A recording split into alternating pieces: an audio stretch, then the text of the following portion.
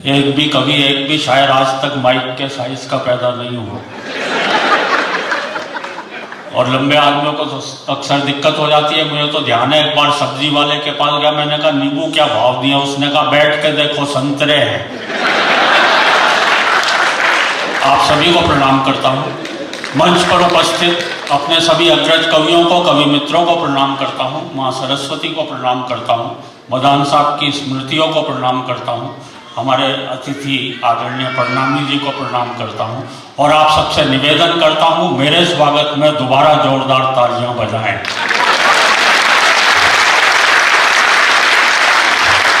तालियां इसलिए बजवा रहा हूँ क्योंकि बाद में भरोसा नहीं। एक दो छोटी छोटी कविताएं मैं भी आपको सुनाऊंगा, पसंद आएंगी ठीक है, नहीं तो 3-4 और सुनाऊंगा। बहुत मन से आप लोग सुन रहे हैं, बहुत बहुत साधुवाद देता हूं आपको। अभी भाई अखबार का जिक्र कर रहे थे, वाकई में खबरें किस तरह से हमें हंसा देती हैं। कभी कभी अकेली खबर आनंद देती। मुझे ध्यान है, एक दिन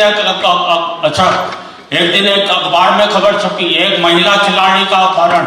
नीचे ब्रैकेट में लिखा हुआ था, हमारे विशेष संवाददाता द्वारा।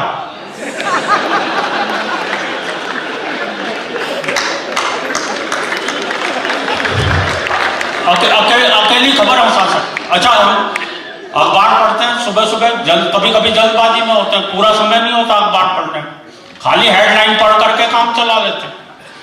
कभी कभी 2 हेडलाइनों को, 2 समाचारों को आपस में मिलाकर पढ़ लो तो भी एक नई बात पैदा होती है। मुझे ध्यान है, एक दिन एक अखबार में खबर छपी कि कई मंत्रियों को एयर इंडिया के खाने से शिकायत। बगल में ही खबर छपी हुई थी, भारत हालैंड से गोबर का आयात करेगा। इस तरह के प्रयोग मेरे कई वरिष्ठ कवियों ने मेरे से पहले किए। एक नया प्रयोग दोस्तों मैंने भी किया इसमें। एक दिन मैं अखबार पढ़ता हुआ सड़क के किनारे खड़ा हुआ था। मैंने देखा दीवारों पर तरह तरह के नारे लिखे हैं, रेलों में, बसों में, ट्रकों में तरह तरह के वाक्य लिखे रहते हैं। मैंने एक अखबार की खबर पढ़ ली, दूसरी सड़क के किनारे लिखी वो बात। अखबार पढ़ रहा था। अच्छा, एक बिल्कुल सच्ची घटना आपको बताता हूँ। 2 साल पहले की 16 नवंबर की घटना है।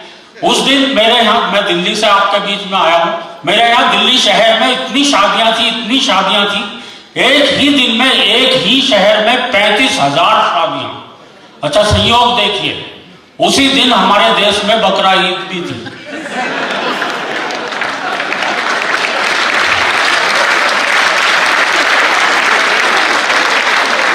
अच्छा, दोनों खबरें साथ साथ छप गई। दिल्ली में एक ही दिन में 35,000 शादियां, बकरा ईद धूमधाम से मनाई गई। तो इस तरह के प्रयोग मेरे कई वरिष्ठ कवियों ने किए। एक दिन मैं अखबार पढ़ रहा था, अखबार में खबर छपी हुई थी, हम देश को 21वीं सदी में ले जा रहे हैं। अचानक मेरी निगाह ट्रक के पीछे पहुंची। बहुत बढ़िया बात मिली, बात आप तक पहुंचे तो आपकी तालियां मुझे बताएं बात आप तक पहुंच गई है। हम देश को 21वीं सदी में ले जा रहे हैं, गति सीमा 40।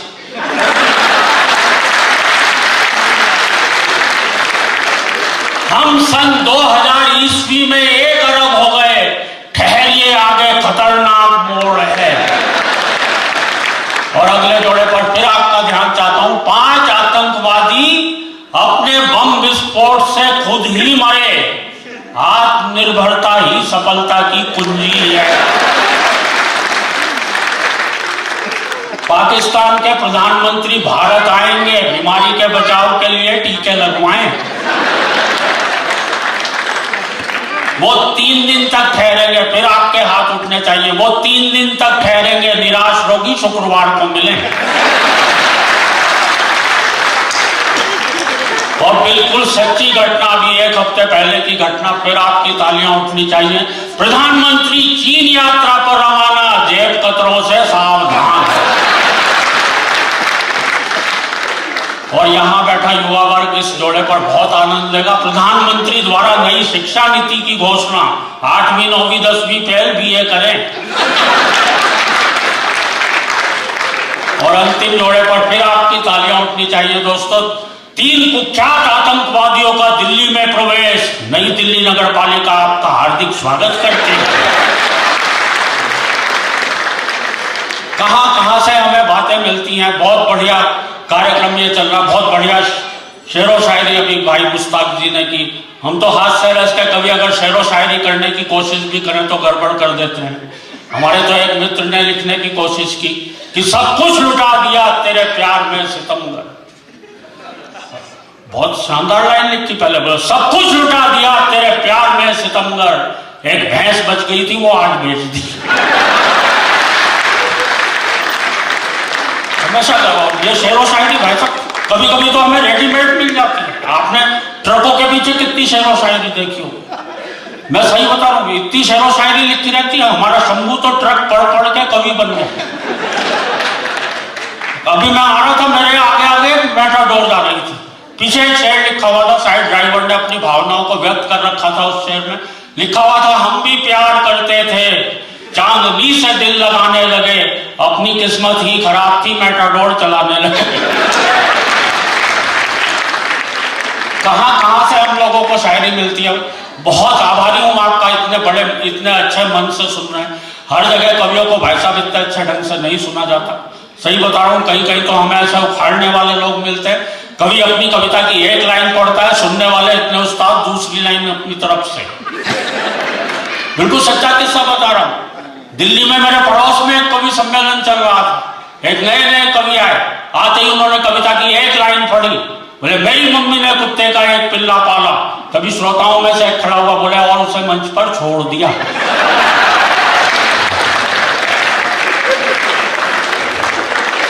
ये तालियां बजाने वाली बात नहीं थी,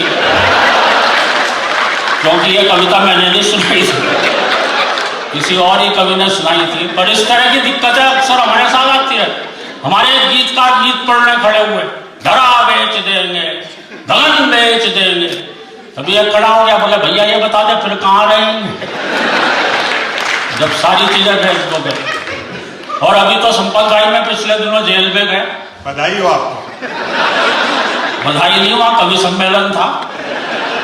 और एक बहुत बारीक बात आप तक पहुंचा रहा हूं, बात आप तक पहुंचे तो मुझे बताना। जेलर महोदय ने कवि सम्मेलन करवाया था और ये सोच के करवाया था कि शायद कैदियों की सजा में थोड़ी बहुत कमी रह गई है।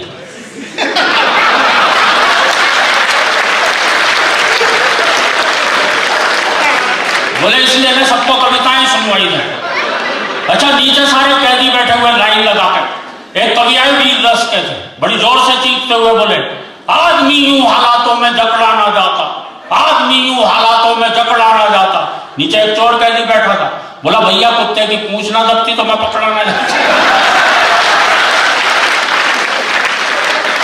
हमें तो ऐसी जगह जाकर के भी कविताएं पढ़नी पड़ती हैं। एक बार तालियां बजा दे, मैं एक विशेष कविता आपको सुनाना चाहता हूँ। वाकई में बहुत मन से सुन रहे हैं। मैं इसलिए भी ये कविता सुनाना चाहता हूँ। अभी कल जो धूले शहर में जो घटना घटी है, किस तरह से अफवाहें हमारे देश में क्या से क्या रूप ले लेती हैं। अफवाहों का एक मकड़ जाल पूरे देश में फैलता जा रहा है। जरा सी बात को पता नहीं कितना बड़ा कर करके बता दिया जाता है। किसी भी शहर में अफवाहें फैलाकर दंगा हो जाता है। एक बहुत छोटी सी कविता का शीर्षक है 1 से लेकर 10 तक। बहुत जरूरी कविता। 1 से लेकर 10 तक की गिनतियां हैं मित्रों। गिनतियों के माध्यम से मैंने इस समस्या को उकेरने भाई एक बार तालियां बजाकर मन सीधे सीधे कविता से जोड़ता हूं आपको। भरे भरे शहर के सुनसान चौराहे पर, भरे भरे शहर के सुनसान चौराहे पर खड़े थे आदमी 3, 1, 2 और 3। भरे भरे शहर के सुनसान चौराहे पर खड़े थे आदमी 3, 1, 2 और 3। एक ने 2 से कहा देख लूंगा, 2 ने 1 से कहा देख लियो। 3 उन दोनों को देख रहा था। 1 ने 2 से कहा देख लूंगा, 2 ने 1 से कहा देख लियो। 3 उन दोनों को देख रहा था। उसने तुरंत 4 से जाकर कहा भाई 4 मेरे दोस्त मेरे यार। 1 था बेचारा, 2 ने बेचारे के थप्पड़ मारा। 1 था बेचारा, 2 ने बेचारे के थप्पड़ मारा। 3 ने 4 से जाकर कहा एक था बेचारा, 2 ने बेचारे के थप्पड़ मारा। 4 ने 5 से जाकर कहा 1 और 2 में हो गई कहा सुनी। दोनों ने एक दूसरे की कमर बड़ी तबीयत से धुनी। 5 ने 6 से जाकर कहा 1 ने 2 के चाकू मारा। 6 ने 7 से जाकर कहा 1 ने 2 के गोली मारी। सात ने 8 से जाकर कहा, एक ने 2 के गोली मारी, 2 ने 1 के गोली मारी, वहां खड़े 3, 4, 5, 6 घायल हो गए। मैं वहीं से भागा भागा आ रहा हूं, सबकी हालत अपनी आंखों से देखकर आ रहा हूं, और दोस्तों 8 की आंखों में एक विशेष चमक आई। उसने 9 से सिर्फ इतना कहा, एक हिंदू था, 2 मुसलमान। इस बात पर शहर का एक एक मकान ना रहा, बस बन गया था कान।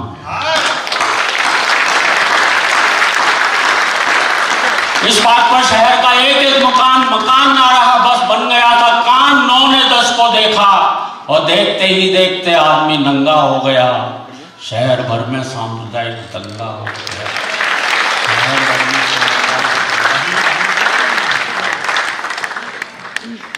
बहुत मन से सुना आपने, बहुत बहुत आभारी हूं आपका। एक कविता का आदेश मेरे भाई संपत जी दे रहे हैं। बहुत अच्छे कवि, इतने बड़े बड़े शायर, आदरणीय राहत इंदौरी जी जैसे शायर यहाँ पर बुलाए गए हैं। आज आपने कोई वीर रस का कवि नहीं बुलाया, ये बहुत अच्छी बात है। वरना वीर रस का कवि आता तो वो सबसे पहले क्या करता, आते ही सीधे पाकिस्तान को मंच से निपटाता। सही बता। अच्छा, हमारी देशभक्ति भी ऐसी है जो पाकिस्तान के अलावा और किसी देश के खिलाफ जागती नहीं। मेरे तो एक दोस्त बहुत बढ़िया बात कह रहे, बोले यार अगर ये पाकिस्तान नहीं होता तो हम लोग देशभक्त भी होते कि नहीं होते।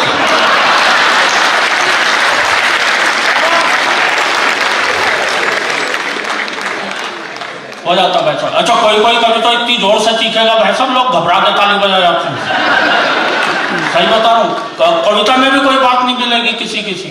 पिछले दिन एक कवि को सुन रहा था, बड़ी जोर से चीखते हुए बोला, मैं पत्थर को पाषाण बना सकता हूं। मैं सोचने लगा यार, पत्थर और पाषाण तो एक ही चीज, ये बना क्या सकता है ऐसे, लेकिन जोर जोर से बोल रहा था। बोले मैं पत्थर को पाषाण बना सकता हूं, मैं मानव को इंसान बना सकता हूं, मैं मरघट को शमशान बना सकता हूं, मैं ईश्वर को भगवान बना सकता हूं। अच्छा, ऐसी ताली बज गई जैसे आप में से कुछ लोगों ने बजाई। कविता में कोई बात नहीं बचा। एक और कवि को सुन रहा, पहली लाइन दूसरी लाइन से मेल नहीं खाई। मैं कविता सुनकर दंग रह गया। बोले खाली खाली डीजल टंकी, तेल चाहिए। अच्छा, ऐसा हाथ भी उठा देते हैं ऊपर तक। खाली खाली डीजल टंकी, तेल चाहिए, आज मेरे देश को पटेल चाहिए।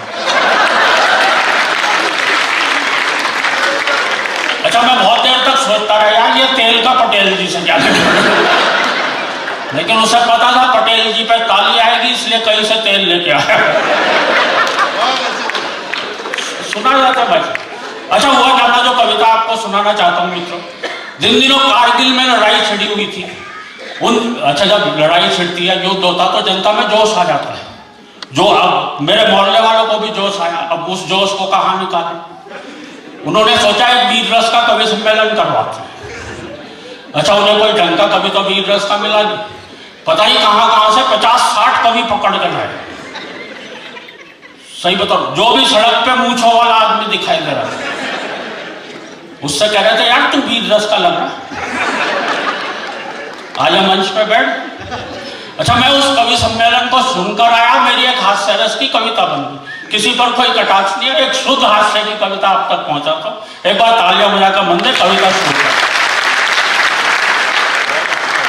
कि कारगिल युद्ध पर वीर रस का कवि सम्मेलन था। मंच के थे बहुत ही ठाट बाट, वीर रस के कवि बैठे थे लगभग 60। मैं खुश हुआ, 60 कवियों की पूरी प्लाटून। भाई क्या बात है, आज की रात तो पाकिस्तान के लिए कहर की रात है। जब एक ही कवि पाकिस्तान को मंच से निपटा देता तो 60 उसका क्या हाल करे। आज की रात तो पाकिस्तान के लिए कहर की रात है। फिर आशंकित हुआ 60 कवि, वो भी एक ही रस के, भगवान बचाए जो लड़ाई इनकी आज पाकिस्तान से होने वाली है, कहीं वो इनमें आपस में ही न छिड़के। अच्छा, 7-8 कवियों ने तो कर रखा था संचालक का घेराव। आ जाओ भाई साहब, लठ हाथ में लेकर अच्छा मैंने उससे कहा, मैंने कहा भाई साहब बैठ जाऊं क्या? बोले नहीं आप तो पढ़ो, आप तो हमारे मेहमान हो, मैं तो उसे ढूंढ रहा हूँ जिसने आपको बुलवाया।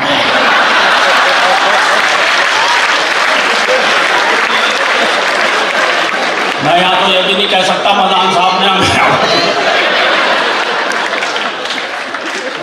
वो मुझे ध्यान नहीं रहता मैं कहाँ था कविता में। 7-8 कवियों ने तो कर रखा था संचालक का घेराव। एक कवि बोला देते हुए मूंछों को ताव, पहले कविता पढ़ने मैं जाऊंगा, क्योंकि शुरू में ही यदि किसी और कवि ने पाकिस्तान निपटा दिया तो मैं क्या बाद में झुंझुना लगाऊंगा। पर कवियों ने श्रोताओं में ऐसा जोश भर दिया कि पहले कवि की कविताओं की बमबारी ने ही पाकिस्तान को अधमरा कर दिया। पूरा मंच बन गया था बंकर, सभी कोसने लगे पाकिस्तान को जमकर। पर एक कवि अभी भी पुराने जमाने के नशे में झूम रहा था, मिसाइलों के युग में पाकिस्तान के खिलाफ तलवार लिए हुए घूम। बोले कहाँ है पाकिस्तान से? अभी वो एक ने तो बहुत ऊंची छोड़ी भाई साहब। उन दिनों परवेज मुशर्रफ पाकिस्तान के सेनाध्यक्ष थे। अच्छा उसने तो इतनी ऊंची छोड़ी, बोले ए मुशर्रफ, हम तेरे पेट में राणा सांगा की तलवार घोंप देंगे। अच्छा मैं चौंका, मैंने कहा राणा सांगा की तलवार 400 साल पुरानी। बोले कुछ नहीं यार, उसकी धार से मरेगा तो मरेगा, नहीं तो साला सेप्टिक से तो मरेगा।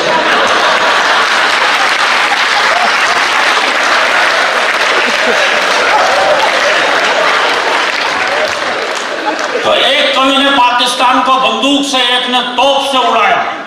एक कवि तो शायद अर्थशास्त्री था, एक भी पैसा खर्चा नहीं किया, पूरा पाकिस्तान फूंक से ही उड़ा दिया। अच्छा अब जो कवि आया उसने अपना एक हाथ कमर पर लगाया इस तरह से, एक हाथ एक दिशा में उंगली करके उठाया इस तरह से और जोर से चिल्लाया, सुन ले पाकिस्तान सुन ले, सुन ले पाकिस्तान सुन ले। और अगली पंक्ति पर आपका आशीर्वाद चाहता हूं। मैं चकराया, अबे ये क्या क्लेश है, जिस दिशा में यार ये कभी उंगली उठा रहा है उस दिशा में तो बांग्लादेश।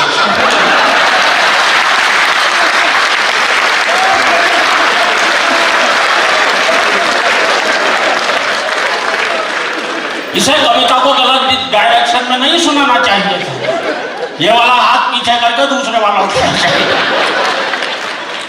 अच्छा वो फिर चिल्लाया, सुन ले पाकिस्तान सुन ले। इस बार एक श्रोता ने खड़े होकर बहुत बढ़िया बात कही, वो फिर चिल्लाया, सुन ले पाकिस्तान सुन ले। एक श्रोता खड़ा होकर बोला, अबे क्या और किससे कह रहा है, पाकिस्तान तो जन्मजात बह रहा है।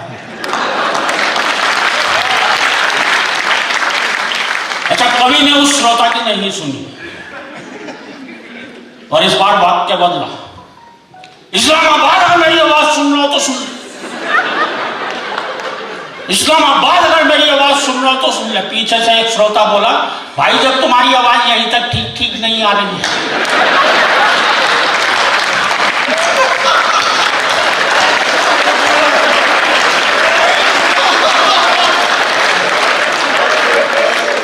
तो इस्लामाबाद तक कैसे जाएगी? वीर रस का अब जो कवि आया भाई साहब बता रहा हूं, वो होगा करीब 15 किलो का।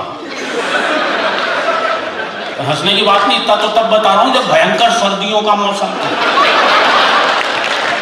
5-6 किलो का कपड़े ही पहनने। मैंने तो संपत भाई से पूछा, मैंने कहा यार ये वीर रस का कवि इतना पतला दुबला इतना कमजोर कैसे हो गया? तो ये बोला ऐसा इसलिए हो गया क्योंकि ये हर समय फूकता ही रहता है। इतना नुकसान ये अपनी कविता से पाकिस्तान का नहीं कर पा रहा जितना अपने शरीर का कर रखा है। अच्छा इतना पतला दुबला कवि जब कविता पढ़ रहा था, आप लोग दृश्य का आनंद लेना दोस्तों, जब इतना पतला दुबला कवि कविता पढ़ रहा था तो श्रोताओं में से एक बोला, भाई कौन खड़ा है, दिखाई नहीं पड़ रहा है। भाई कौन खड़ा है, दिखाई नहीं पड़ रहा है, मुझे तो लगता है माइक खुद ही कविता पढ़ रहा है।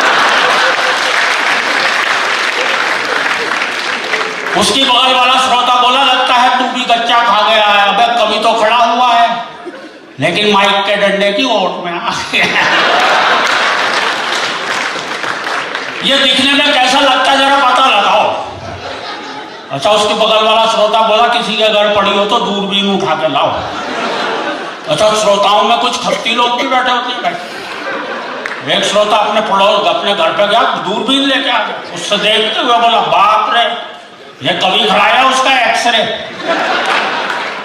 अचानक वो कवि बड़ी जोर से थरथराया, और देखना मित्रों मैं हाथ से कहां से निकाल कर लाया हूं।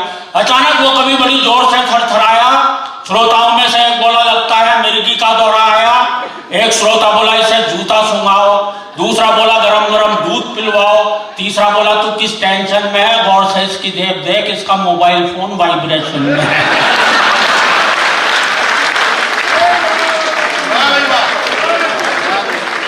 और मित्रों वीर रस का अब जो कवि आया वो रामलीला वाले अंदाज में, जितना वो अपनी कविता में पाकिस्तान की तरफ बढ़ता जा रहा था उतना ही माइक से पीछे हटता आते ही चिल्लाया, अब की बार युद्ध हुआ तो हम झंडा फहराएंगे सीधे इस्लामाबाद पर। ये वीर रस के कवि जेब में झंडे लेके घूमते हैं, जहां मर्जी आए वहीं फहरा देते हैं। अब की बार युद्ध हुआ तो हम झंडा फहराएंगे सीधे इस्लामाबाद पर। इस तरह से कई कवियों के हाथ हवा में जोर जोर से लहराए और उन्होंने क्रम से लाहौर, कराची, सियालकोट, सरगोदा, हड़प्पा, गिलगित, मुल्तान तक में झंडे फहराए। और अगली पंक्ति पर आपके हाथ उठने चाहिए। और 1 घंटे में श्रोताओं में पैदा ऐसा जज्बा कर दिया कि मंच से ही 4 कवियों ने पाकिस्तान के 47 शहरों पर कब्जा किया।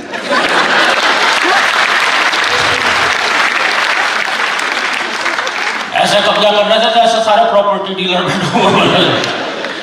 अच्छा अब अगले कवि की घबरा रही थी आपने, क्योंकि 5 कवि अब तक कर चुके थे पाकिस्तान का खात्मा, पर वो मेरा दोस्त निकला, मन से उतर के मेरे पास आया, मुझसे बोला यार अजनबी क्या करूं कहां जाऊं, इन कवियों ने पाकिस्तान का एक भी शहर नहीं छोड़ा है। अब उसे बाकी शहरों के नाम याद नहीं थे। क्या करूं कहां जाऊं, इन कवियों ने पाकिस्तान का एक भी शहर नहीं छोड़ा है, मैं झंडा कहां फहराऊं। मैंने कहा झंडा कहां फहराऊं, तू फिर ऐसा कर जा झंडा लेकर और आगे निकल जा और सीधे अफगानिस्तान पे चढ़ जा। बोला नहीं यार वहां तो आजकल अमेरिका बम फेंक रहा है। मैंने कहा फिर उसके आगे ईरान है, वहां तेहरान निकल जा, तेरा क्या जा रहा वहां फहरा जा।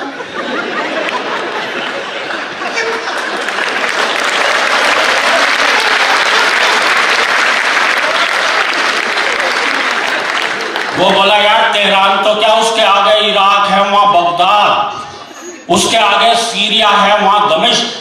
एक बार मेरे भौगोलिक ज्ञान पे तालियां बजी। उसके आगे सीरिया है, वहां दमिश्क तक में झंडा फहरा दूं, पर यार शहर दमिश्क ऐसे नाम पे श्रोता ताली नहीं बजाते, ये है सबसे बड़ा रिस्क। मैंने कहा फिर तो ऐसा कर ले, या तो राइट टर्न लेके चीन की तरफ निकल या फिर यू टर्न लेके वापस मंच पर आ जा। भाई यहीं से तो तू टेक ऑफ करेगा। कविता समाप्त हो गई, तालियां बजा दीजिए बहुत बहुत।